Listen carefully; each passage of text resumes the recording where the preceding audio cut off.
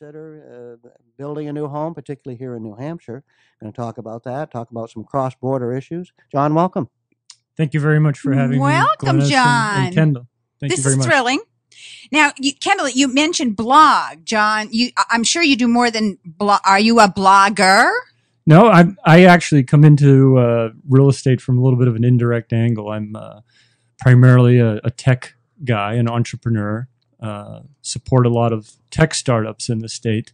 But indirectly, real estate has always been a second career throughout my life, from when my father purchased his first multifamily in Milford, which we still own and operate, to the buildings in which our companies were located in Merrimack, and now in real estate operations both in Florida and here in New Hampshire. Cool. Yeah. So what is Skyview in Pelham? Skyview is a 63 home single family home conservation subdivision that sits on a beautiful hilltop in Pelham called CV Hill.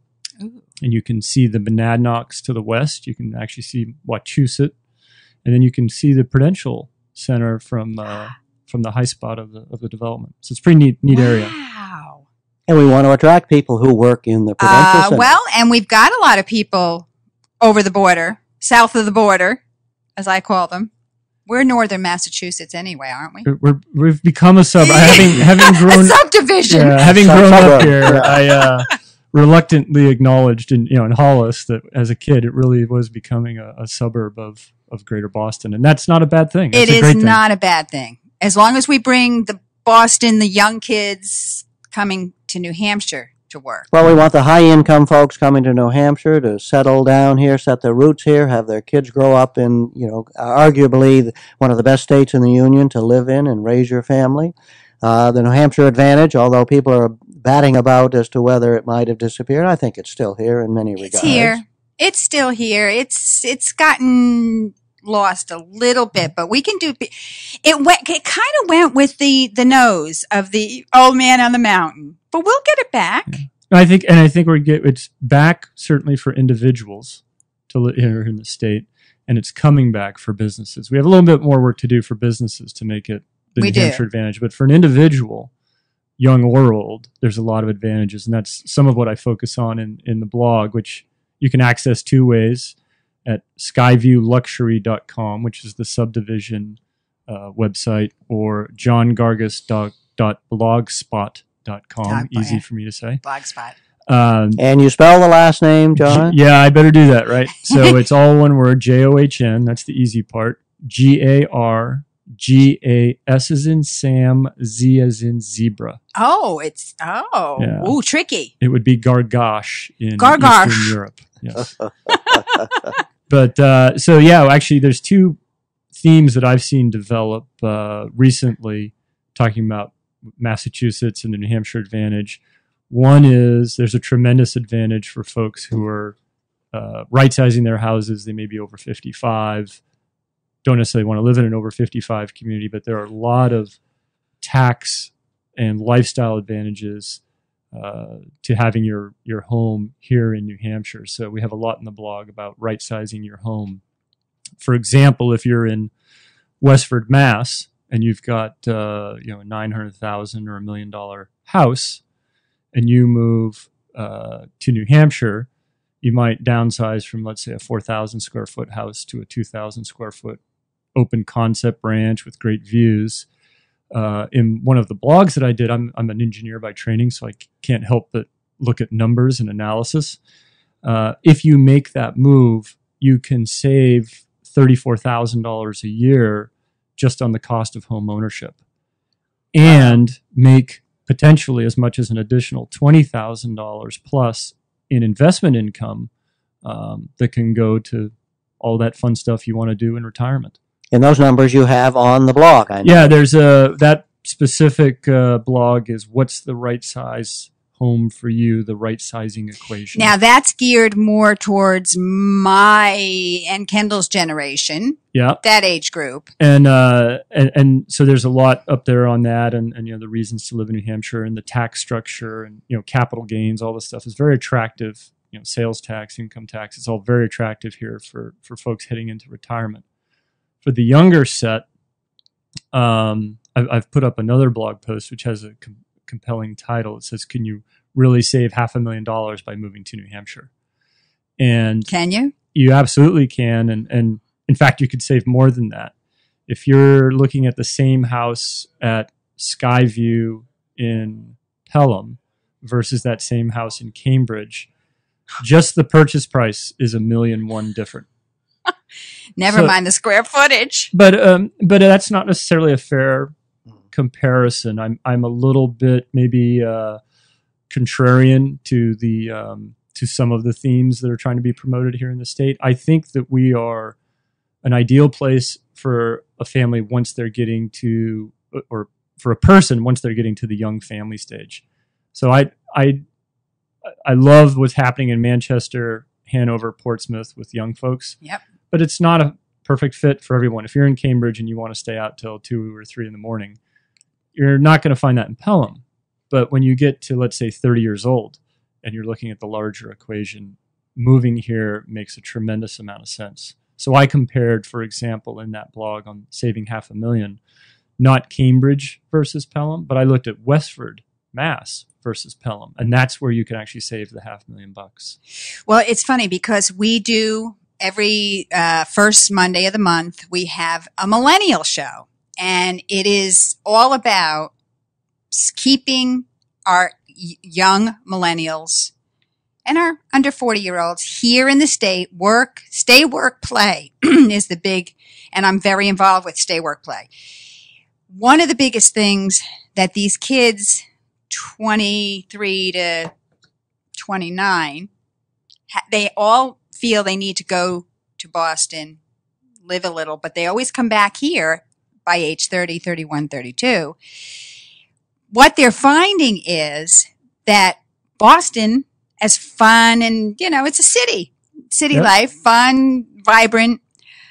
The rents, what they pay in rent in Boston or the suburbs of Boston, they could buy a house or a little single family, like in Pelham, little place, and have an investment rather than throwing their money out the window. Yeah. Well, it's funny.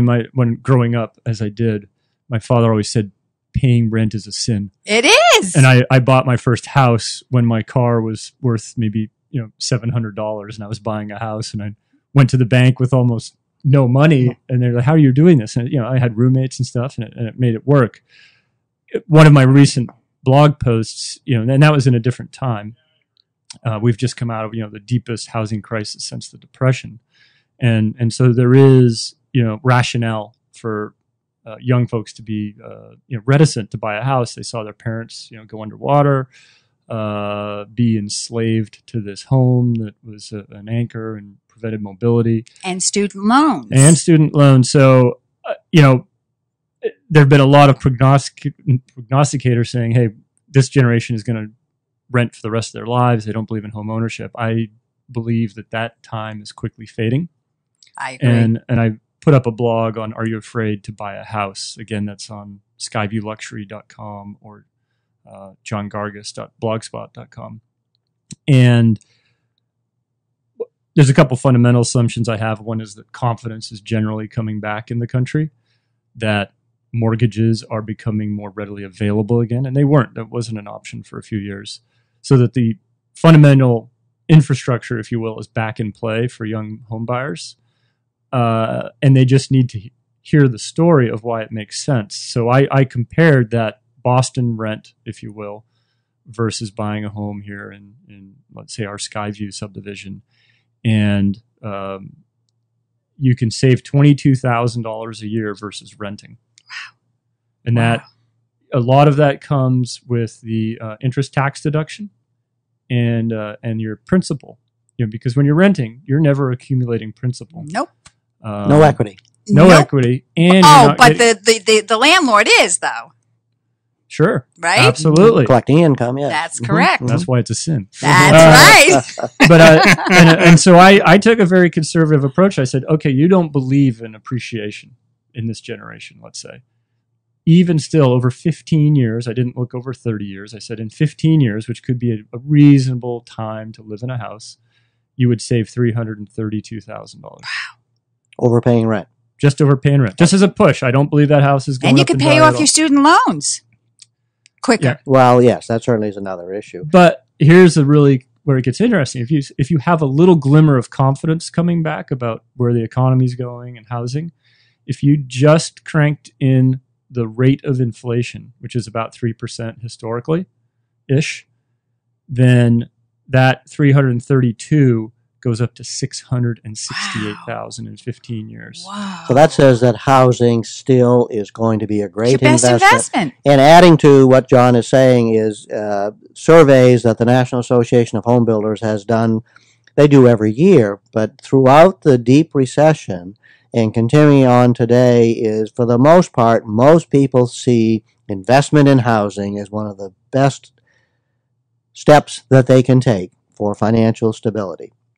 So the key is to keep the structure in place, proper mortgages, good interest rates, ability to get financing for those who deserve it and can earn it and can afford it. And so we can talk about all kinds of high-level political action and saving the mortgage interest deduction that John had just spoken about. But it is convincing folks, and as he's indicating, the reports and surveys indicate that most people understand that housing is a great investment. They just want to get there. So from our purposes here in New Hampshire Home Builders Association, and John came and spoke with our Public Relations Committee a few weeks ago. So we were talking about that, millennials and being afraid to buy a house and all of that. We were talking about the monetary savings. But what I did in the blog is I translated that into a different metric, because money isn't, particularly with the millennials, it's not necessarily the number one driving factor as to why they're doing what they're doing in life. There's a lot of balance of life. And so I looked at the average life expectancy of somebody that's born in 1985, making them a millennial, and it's about 75 years. And then I looked at a Gallup poll, I think it was, that showed the average retirement age or expected retirement age, and it's about 13 years. If you were making $90,000 a year and you bought a house versus renting, the accumulated savings over 15 years would be equivalent to over 6 years of retirement. Wow. So you can increase your retirement by 50% Wow. if you own a home for 15 years. If you own it for 30 years or more, which most people do, right? Now you're doubling your retirement. So I think it's not just thinking about the economics of it and your rent versus your mortgage payment today. It's what is this going to mean over the course of your entire life? Let me ask you, though, John, we talk about this all the time. I have two millennials myself, and both graduates, college graduates. One is now in the job market, which is tough. But they both came out with tremendous debt, student loan debt. My oldest, $80,000. You and I, Kendall, have talked about all of our kids being in this situation. That seems to hold them back a little bit. You know, my daughter was in Boston. She rented in Boston with 3 other girls because they can't do it alone. But that student loan is always over their head, and it is. I mean, I know kids who are not kids, they're 35 years old and still paying off their student loans. They're married with kids of their own. How do these kids, maybe you can address that to these kids. I call them kids, they're millennials, they're up and coming. How can they overcome that to feel confident enough to buy a home rather than rent an apartment? Yeah, well, I think first of all, you fundamentally have to get your optimism back and believe in the future. But then you do have to make, the monthly payment. You have to be able to make that work. The very youngest first-time home buyer, they may need to do something like what I did, which was you find a house that might need a little bit of work, and you have those 2 or 3 roommates that you're talking about right now, but you become the homeowner. Right. They contribute. I actually lived in my house for free. My roommates were paying the mortgage, basically. So, there's a creative idea that, doesn't necessarily work in the kind of developments we're doing, which are single-family home subdivisions, but they can. There's nothing against, a couple folks living together and paying rent, and that quickly cuts that mortgage way down. So, you know, that's one thought. Obviously, you know, people count on their parents sometimes co-signing or helping out with that down payment. And that's, you know, happened for a long time. And I think, you know, origination of the dowry, right? That's right. Yeah. But, the what? Yeah. But, you know, so I think you have to be creative, but you have to have some confidence that things are going to work out. Another issue that younger folks can get involved with, and it's a bit out there, but it's the political process. We in the construction industry, the Home Builders Association, our members, those who are trying to build houses for folks of all income means, are trying to lessen the regulatory burden, which will lessen the cost of building new homes. So any one that is running for public office should be challenged with what are your stances on, you know, regulatory issues relative to building and development, because pick a number, it's anywhere from 23 to 32% of the cost of building a new house is because of government regulations. Right. And most of those, over-regulations, not necessary. And so, again, to get on my New Hampshire Home Builders Association horse here a little bit, we are always advocating, fighting very hard, whether it's at the state legislature, in the state agencies, or on up to Washington, D.C., for fewer regulations. And so I want to make sure that millennials, all folks, are engaged in the political process, asking the right questions, challenging the candidates. They need to get involved.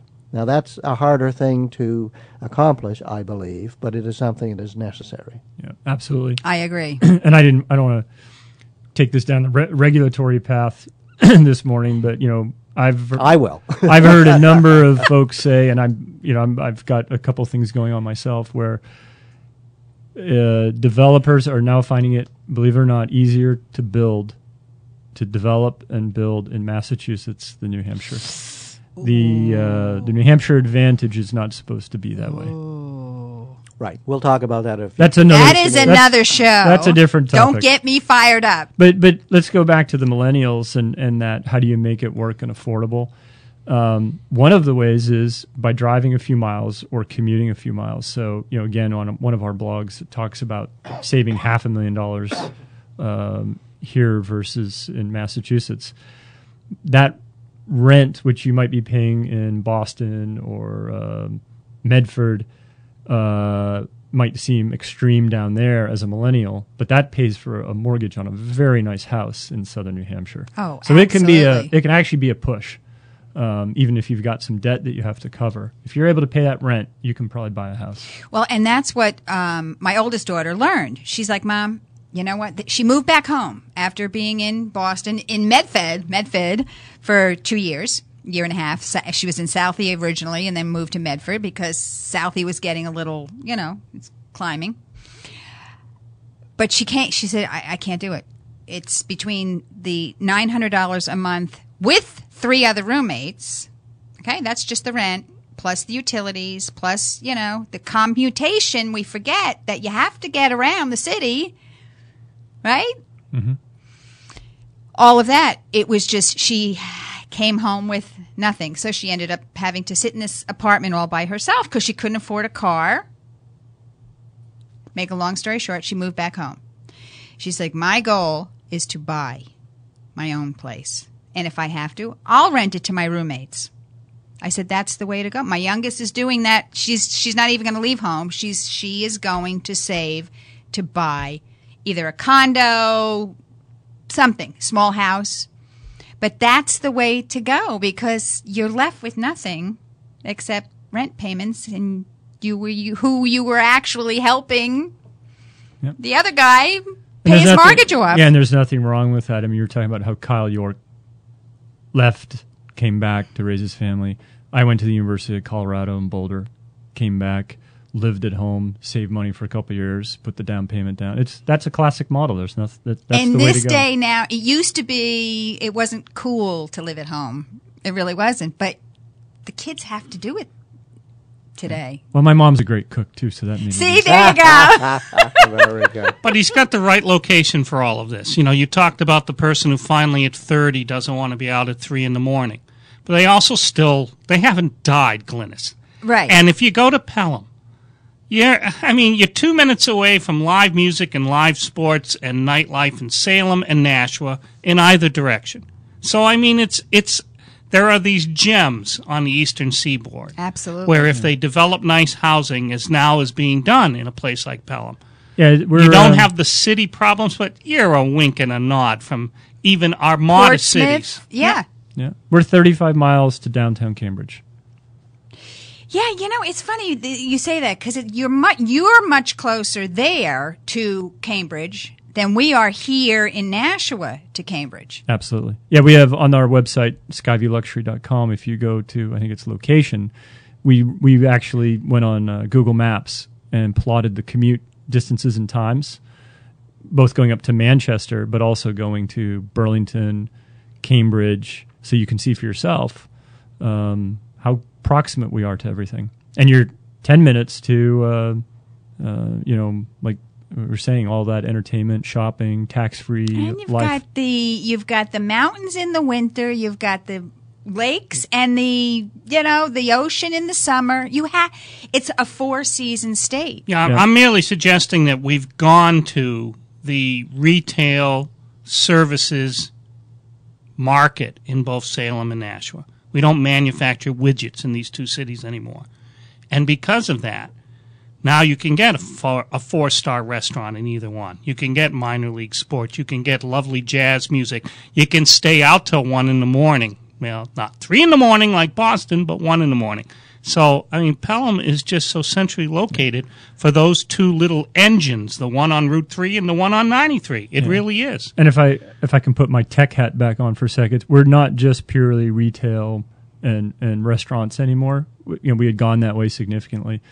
But Nanocomp, which is one of the highest profile nanomaterial companies, is in the old Nashua Corp facility. Mm-hmm. Atrium Medical is doubling and tripling down in Merrimack in their space.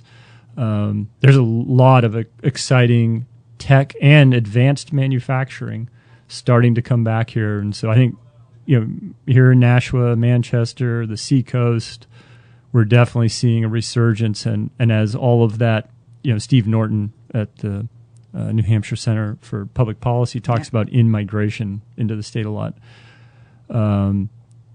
I happen to believe that we are on the leading edge of that in-migration again, because Boston is a if you look around the globe, we are a global center for higher education, finance, and startups. And even that had faded for a while on the startup scene. We were worried about being a second-class citizen to Silicon Valley.